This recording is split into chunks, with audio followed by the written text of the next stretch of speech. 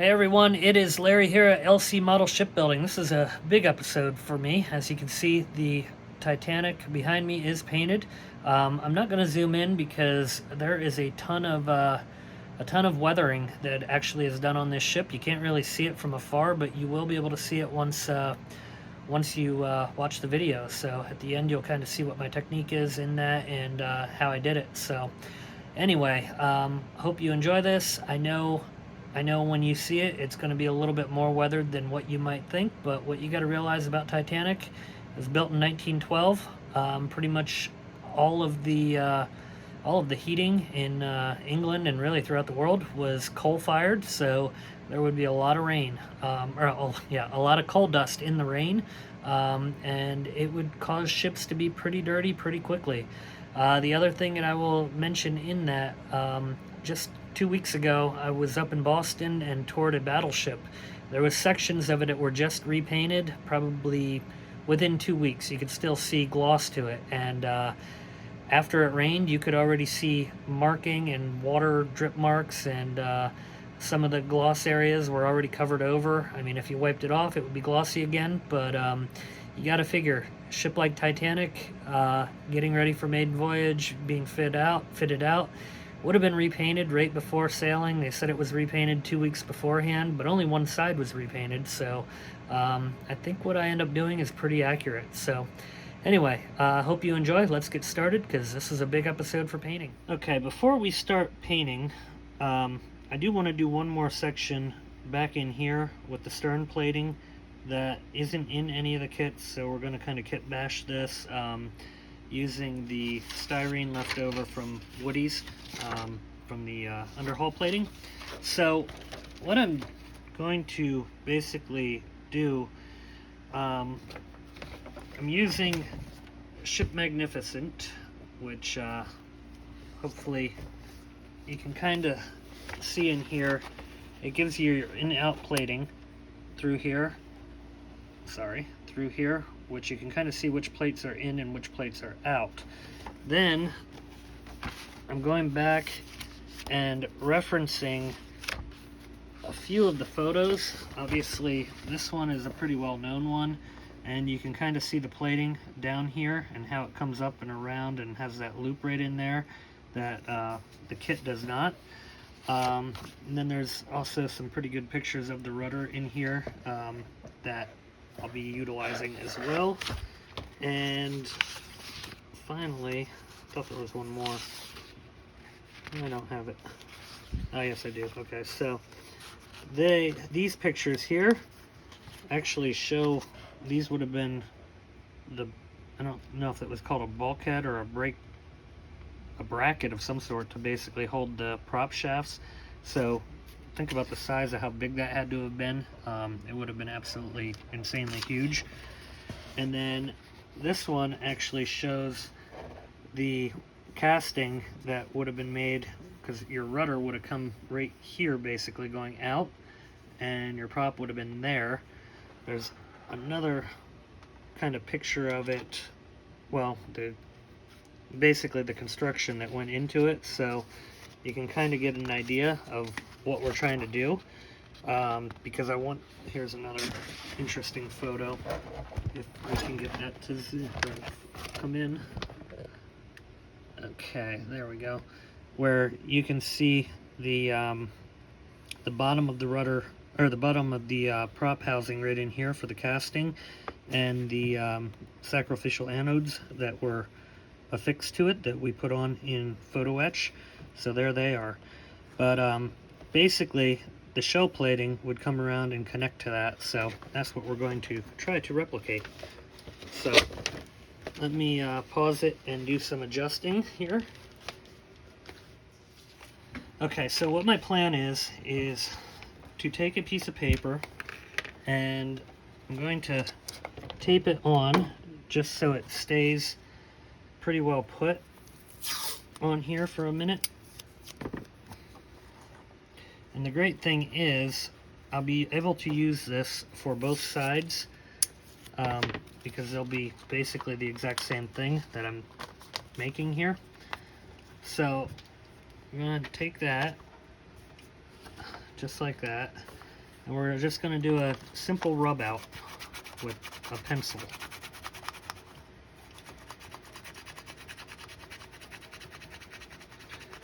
And all I'm trying to get are the hull plate lines on here.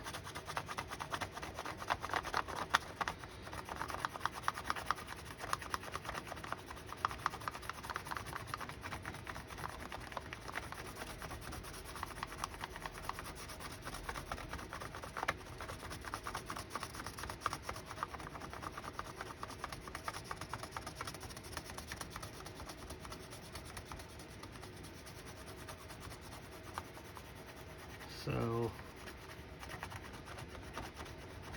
now, just get a little bit better here, so I can make it out where the line definition is.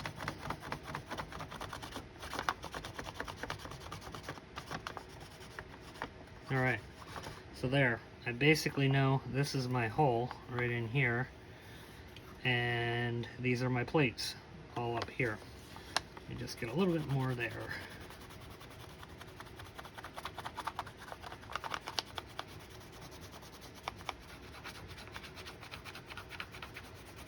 Okay, so let me take that off a minute, and I'm going to kind of trace out what my line needs to look like. Okay, so next up, I traced it, basically what I want the shape to look like with marker, and I'm going to now overlay the piece of styrene, and what I can do then is basically draw it out, and I did do it so it's a little bit big, that way I can trim.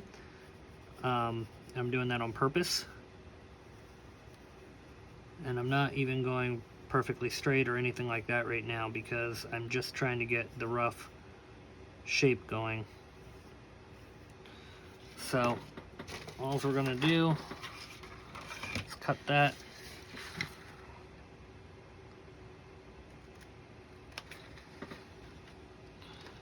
And I'm going to go ahead and cut it, and then we're going to do our next phase of basically making it look like the plating that we want.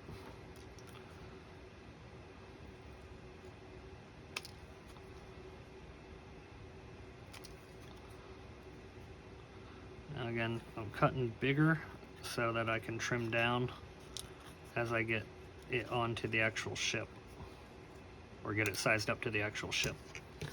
So I'm going to check that out, make sure I'm getting close, and do some trimming, and then I'll come back to you when I get closer. Okay, so here's what we're doing. So I cut a small piece that goes right here, kind of finishes off that plate. Then we're going to have this plate, which will overlap that and kind of wrap up into here, just like that. And then, oh, I dropped one. I'm missing one small one that will overlap on top of that one right there. I gotta find that. I just dropped it. Okay, but anyway, it'll go right there. Then I'll just kind of sand these down to get them flushed in so that they're at the same level as the plates that are onto the ship, and we should be golden. So what I'm going to do now is cut the exact same thing out so I can use it on the other side, and then we're going to glue them down and do some sanding, and it'll be time to paint. Okay, so I got these about how I want them, sanded down into the plating. You can't even feel it, so it should not end up showing up at all. Getting ready to start going over the whole entire thing with light sanding of probably 800. I think that's what I'm going to end up using. I did remember one more piece that I want to get on here before we paint, and that is our China 3D, whoops, it needed to come off anyhow, but our little part that goes onto the front of the forecastle there. So got the heat gun, not heat gun, but the heat knife warming up. Not quite warm enough yet. That's okay. What I might do is just kind of cut it off with my nippers first, and then clean it up after I get it off of the sprue here. This is a little bit flexible, which is nice. Not quite as brittle as some 3D parts out there.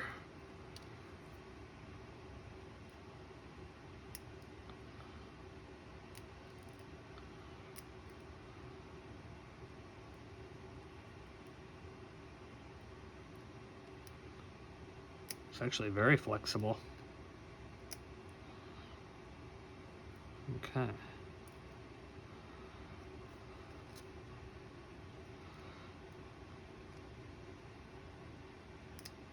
There we go. That's broken away. Now we just need to clean up our little pieces there, which actually I think I can just do that with our nippers here without a problem. I'll still probably hit it with the heat just for a brief second. But yeah, it's coming off nice.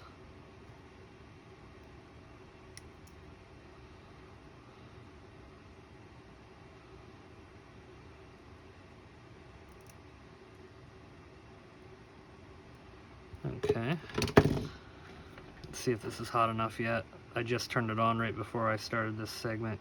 Yep, we're getting there. That's actually plastic from earlier. It'll come right off.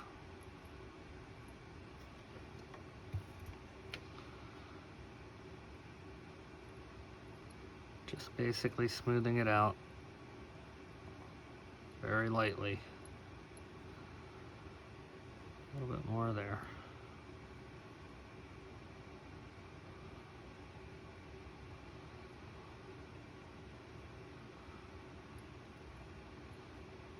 Okay, that'll do. So now we're going to use a touch of CA glue.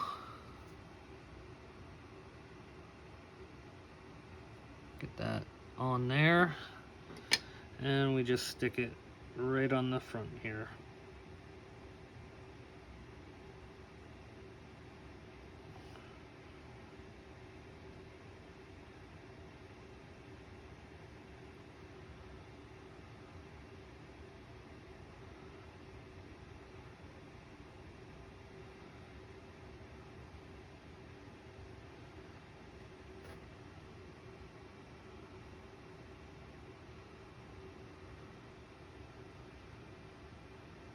Okay, gonna hold it down in place for a minute.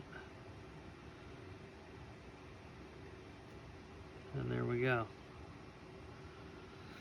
All right, so next up here is just going to be some light, very light sanding, and then we're gonna do primer. So yeah.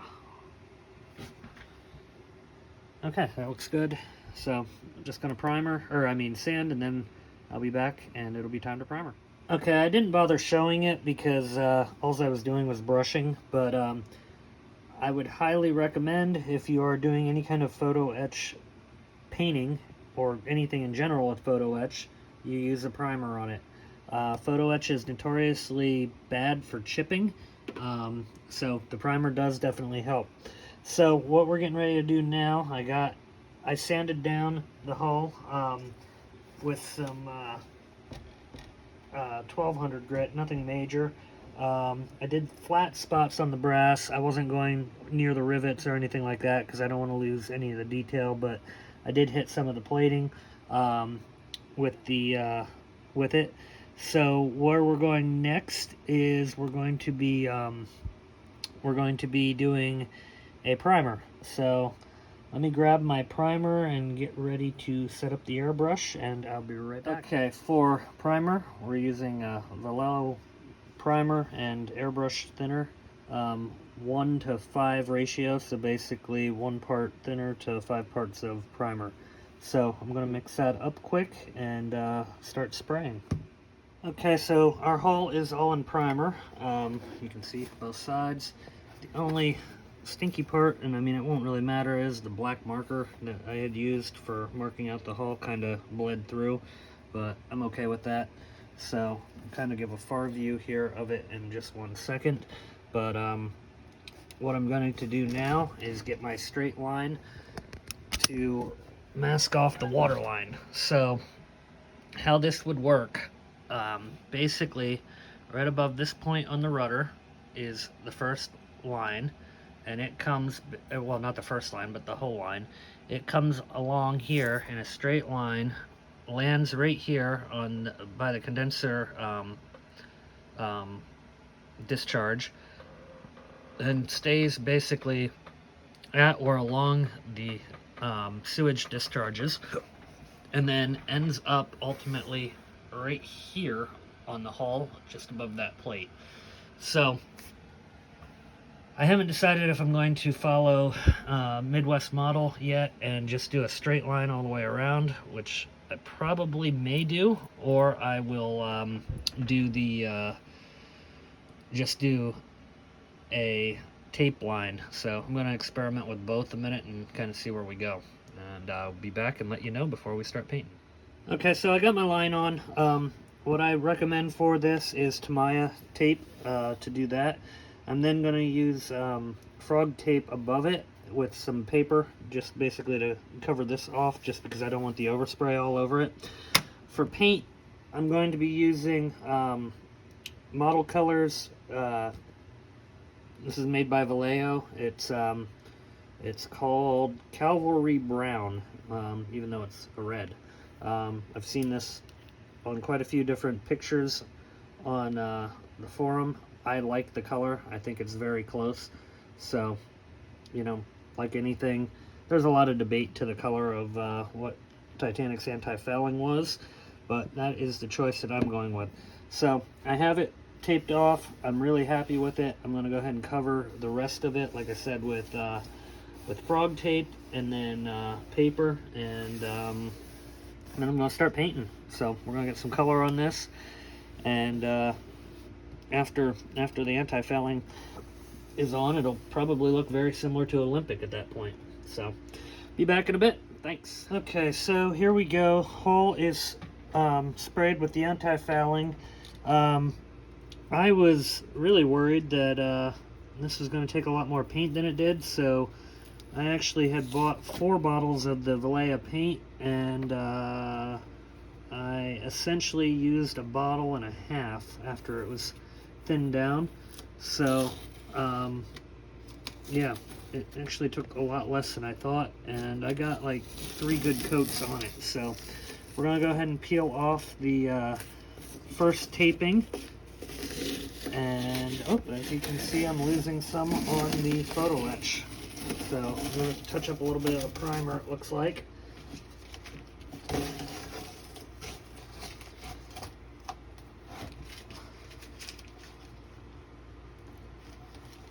And that is areas of the photo etch that I did not sand. I did use the metal primer on it, but yeah, lost a little bit. So here's what it is.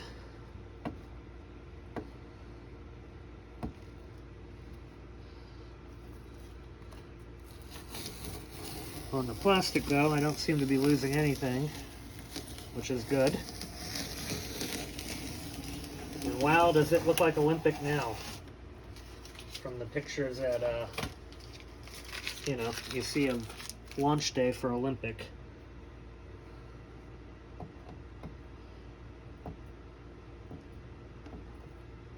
Okay, now I'm going to give it probably another half hour or so of cure time before I go ahead and tape up to do the black.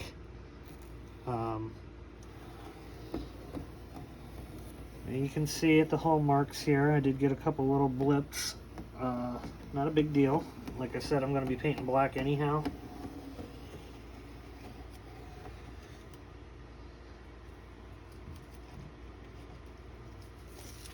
So there you go, you get that side.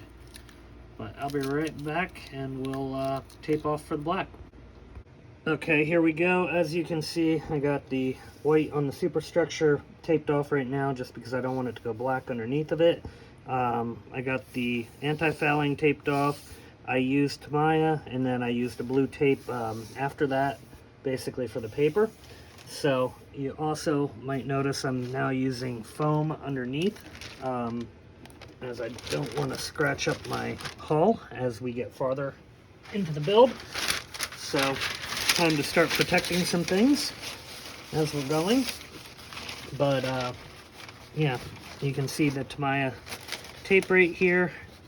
And what I will end up doing, so I don't have an actual paint booth for this. What I generally use is a box, and when I'm airbrushing, I'll end up setting this on top of, I actually have it set on top of a paint can in the box, and then that kind of gives me some height so that I can spray both the sides.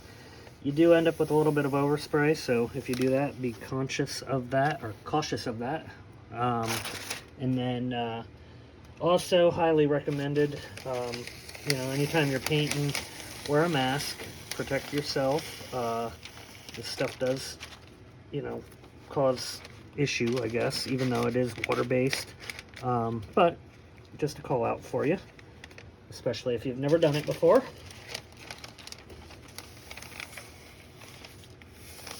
And I generally will use a automotive paint respirator because I do paint cars also, so I have one available. But if you don't, you know, you should probably get one if you're going to be doing any kind of spray work, just so you're not breathing in those chemicals. So there we go. We're taped off. I'm just going to do a little bit of cleanup with the paper so it doesn't end up blowing in the way. But when we get back, we'll unwrap it and see what the black looks like. So we'll be back. Well, actually, I'll show you the black first, what color I went with. I'll be right back. Okay, so I'm using Vallejo Black. It is number 71057. This is the airbrushing type. So we're going to use that for our hull color. First thing we want to do, shake it up real good. And what I'm going to mix it basically is a about a 1 to 3 ratio.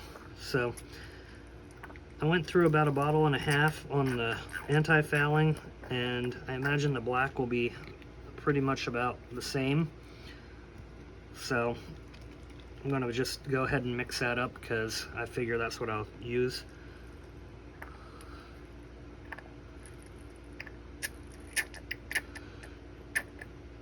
And in this video, just because the hull is so large, I'm not going to be showing me airbrushing, but future videos, I'm sure I will show that. Alright, so that's about 1 to 3. Now we're just going to mix it up real good.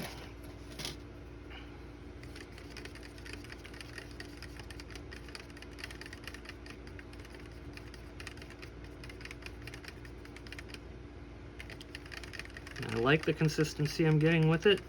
I like how this paint sprays. It really does a nice job. Does not gum up the gun at all. So I was pleasantly happy with that. One comment I will say about the primer, when I did the primer, which was also Vallejo primer, there was some clumps in there, so I ended up having to run a strainer on that to get through that. I don't know if I just got a bad batch or whatever, but that was a little annoying because it gummed up my gun twice, and I really don't like when that happens. So I'm going to go ahead and pause it here, and we'll do some painting, and we will be back. Okay, so our black is painted, and I'm just getting ready to start doing the unmasking right now. Not worried about the little bit of splatter that kind of came up on the primer, as that will be painted next.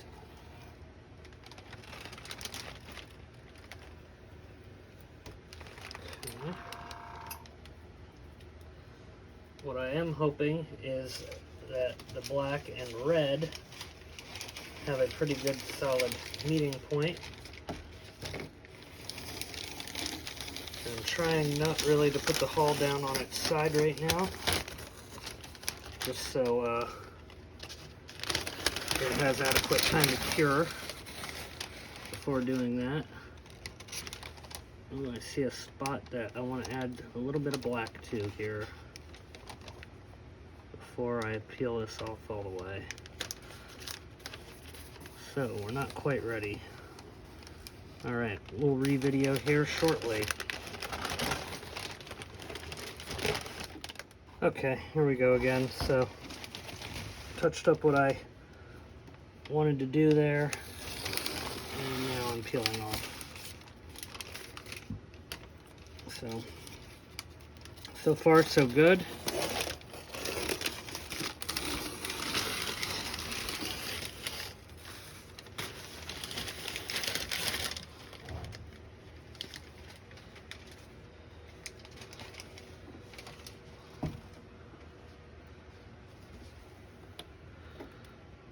Okay.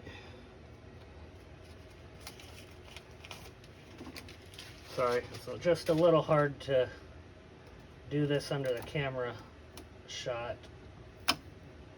Hopefully you're getting the idea. But we do have a little tiny bit of black that came down through the red. Not very much. Actually, looks like just really one spot so far that I see. So I'll show you that. Now three small spots, but I'll be able to touch them up. They're right there. Nothing major. The rest of the hull actually looks pretty solid, so that's good. Let me flip.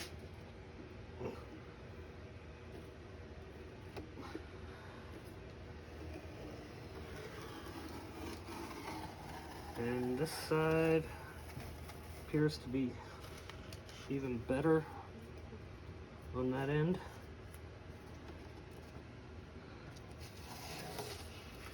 Okay, so yeah, just a couple little spots that will need a little bit of touch up, but nothing major.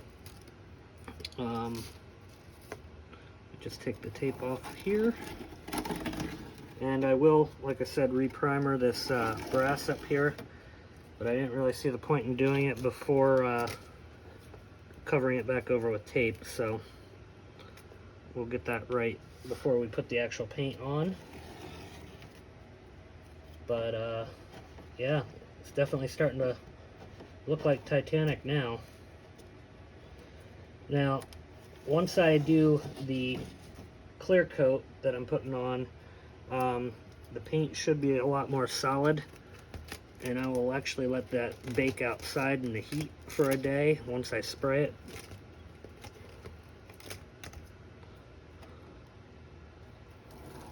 And I'll show what I'm using for that coating here shortly,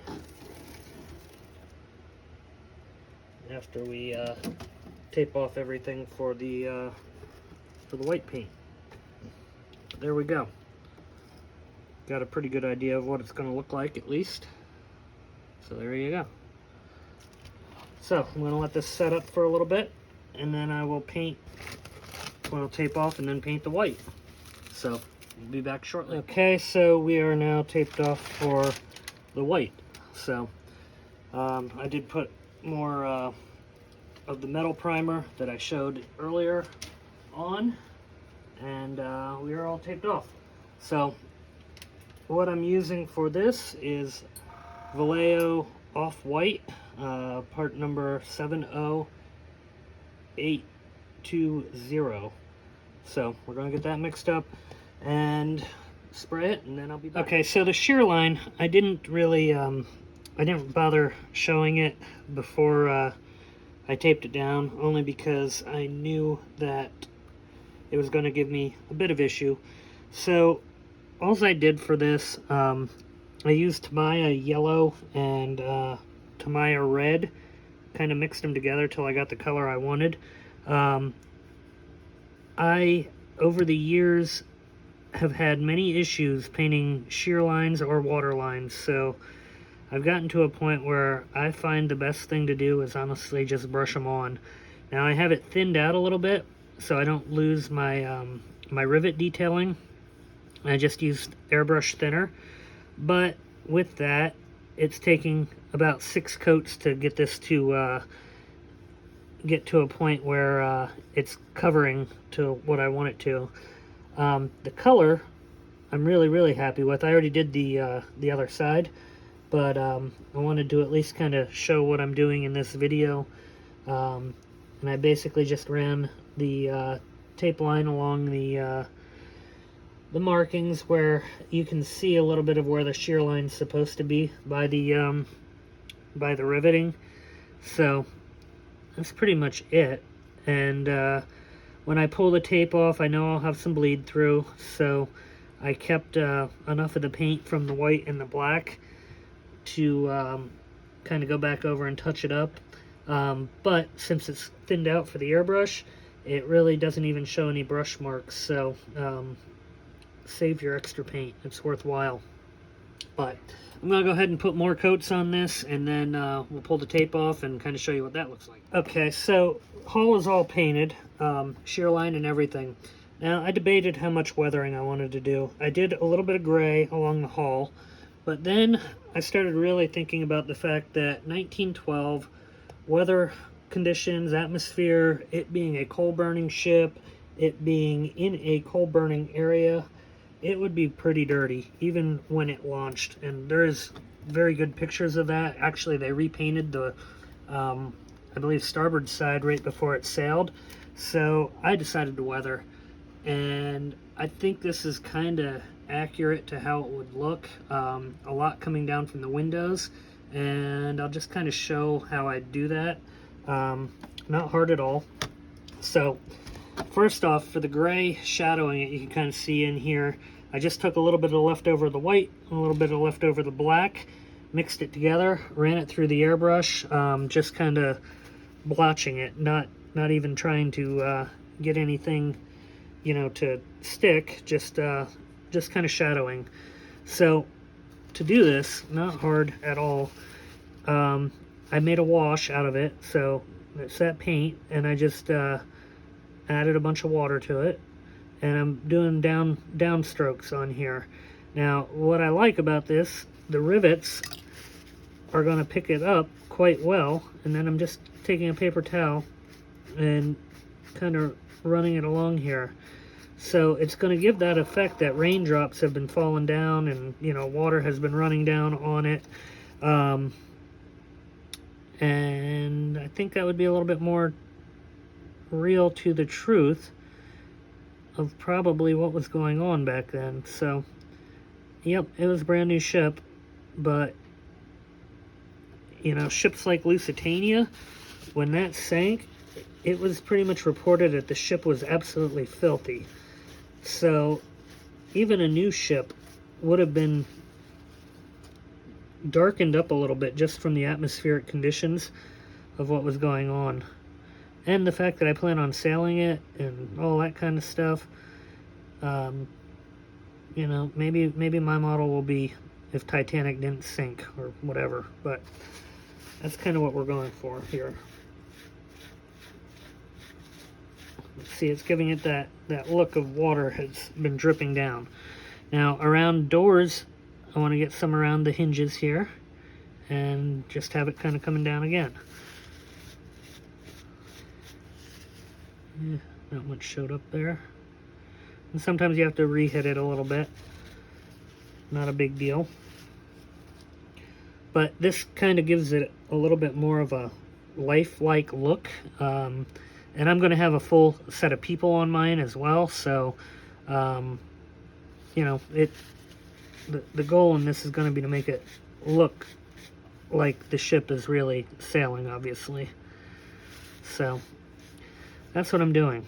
But I'm real happy with how the overall colors came out.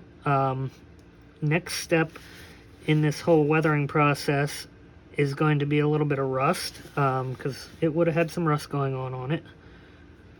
And then I'm going to just do a base, not a base, but a flat clear coat over it.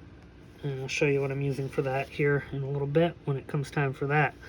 But I'm going to go ahead and get this weathered up the rest of the way to where I like it, and I'll be back. Okay, so here's another view of the weathering.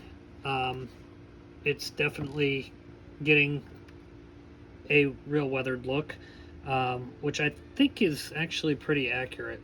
I mean, really, for what the times were, I'm pretty convinced that the ship probably would have looked similar to this.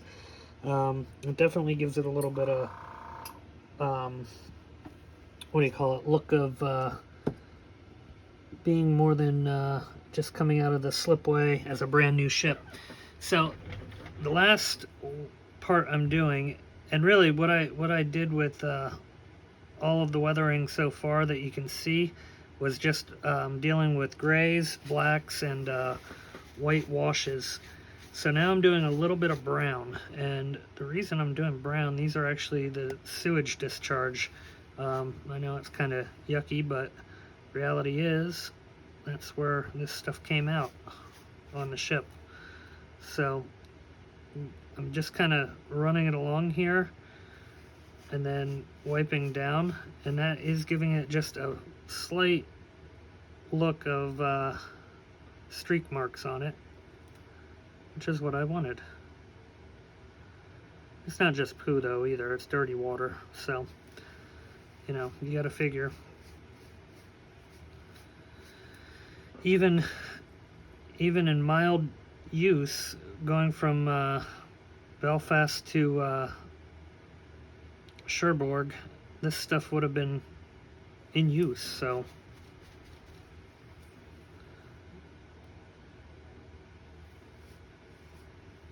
I think this will kind of be pretty similar to what it should look like anyway. At least that's what mine's gonna look like. So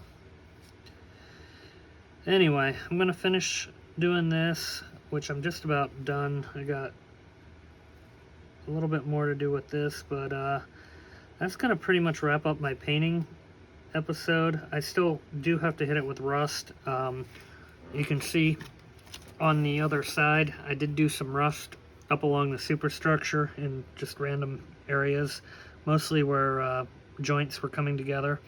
So I'll also do that over on the other side here.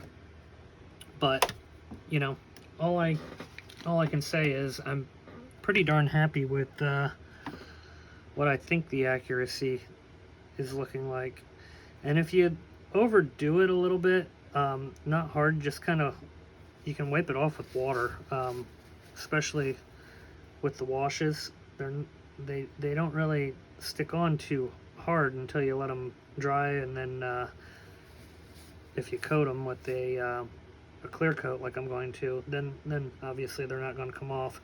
But you know, just to work on it, it's very user friendly. Just, you know, use enough water, experiment with it, and yeah, you'll kind of get what you're looking for.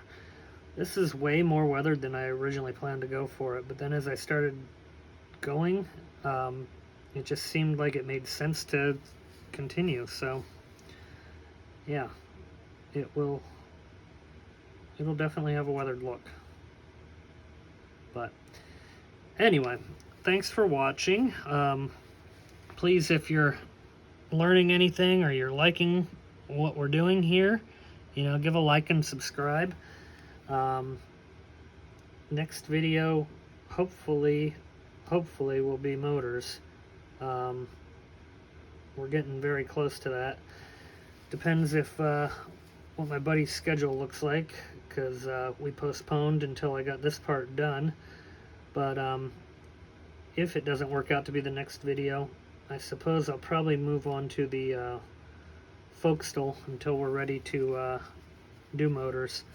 So Okay, so I figured I'd kind of do just a pass over real quick of what it looks like from bow to stern. Um, I mean, she definitely looks like she has a little bit of wear and tear on her, but not that much, really. I mean, my my vision is basically this is what it would look like from just kind of sitting around as it was getting fitted out, and probably pretty much how it would have looked during sea trials. That's kind of what I'm shooting for. Probably before it was repainted, and they only really repainted the one side of it apparently before the maiden voyage. So I would probably gather that the one side pretty much looked like this. So there you go. That's our weathering, and hope you enjoyed the video. Still got to put the anchor in, obviously, and a little bit going on there. Didn't really show that, but that's the nameplate. That is not a decal, so that looks pretty awesome. I love it. But yeah, there we go. That is our paint job. Next phase will be just going ahead and spraying it with some sealer. I'm using a Humbrol sealer, so it's a flat sealer. That's basically all it is. So there we go. That is it. Hope you enjoyed watching. Thank you very much. Please give us a like and subscribe, and we will see you next time.